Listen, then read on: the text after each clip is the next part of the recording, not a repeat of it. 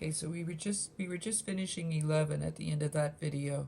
So we were filling in negative 9.81 meters per second squared and negative 5.3 meters. Don't forget to square that VIY, okay? And when you do, you should, and then take the square root, you should get, before the square root, you get 204.7266, just in case you're not getting the right answer. So after you do the top before the square root, so then you get a VF of 14.308 meters per second. And of course that'll be down. So we have our VFY, we have our VFX. So if you think about it, here's your VFX, here's your VFY. You're going to square them, add them together, take the square root, and find theta. Okay, so when you square them and add them together and take the square root, you get 18.138 meters per second at an angle of, and then you would do inverse tan, right, of the y over the x, and you should get an angle of 52.08 degrees WRT ground. And you are now finished number 11. Number 12 is actually a ground-to-ground. Okay, so it says insects such as locusts can jump as far as 75 centimeters. So they're going to leave the ground and come back to the ground. And a locust is really just a big grasshopper. 75 centimeters, 0.75 meters. It says an entomologist, a dude that studies bugs, analyzes a photograph and finds that the insect's launch angle is 55 degrees. And it wants to know what's VI. Now, my question is, how long did he have to lie in his stomach with his camera waiting for the locust to jump? Anyway. That's why I'm a physicist and not a biologist or an entomologist. VIX is equal to VI cos theta. And we cannot find that this time. We don't know the theta, the VI.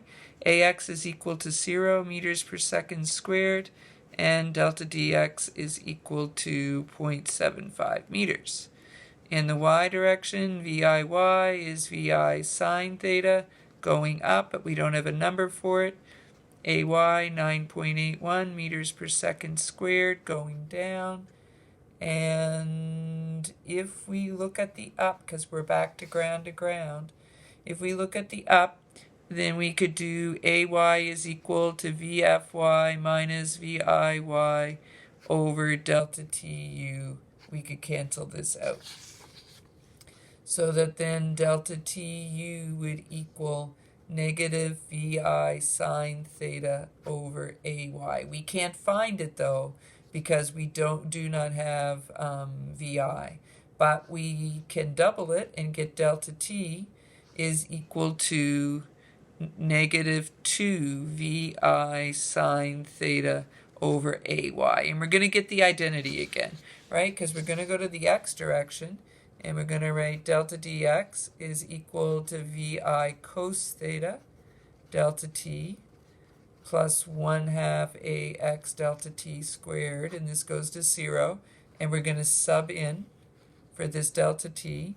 So delta dx is going to equal VI cos theta brackets minus 2 VI sine theta over AY.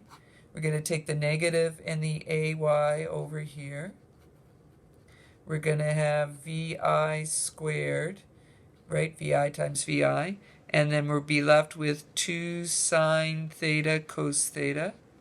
And we're going to exchange this for sine 2 theta. And we're going to divide by VI squared. So AY delta dx over VI squared. And now we're going to fill in our numbers. So sine 2 theta is going to equal, and it was negative AY, so negative 9.81 meters per second squared times 0.75. Oh wait, I think we have the angle and we're looking for VI. Yeah, so exchange these two. Sorry about that.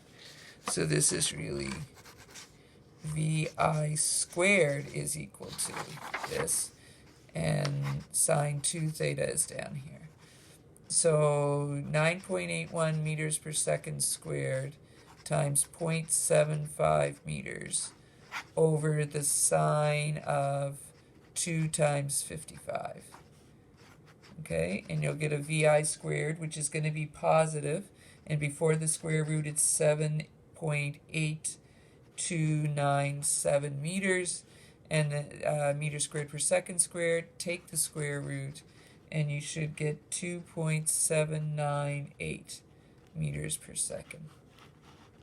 Okay, so sorry about that down here. I was thinking we were solving for theta, but they gave us theta, so these two just need to be in the opposite. And then you fill your numbers in, don't forget to take the square root, and you are done. All right, there's the homework.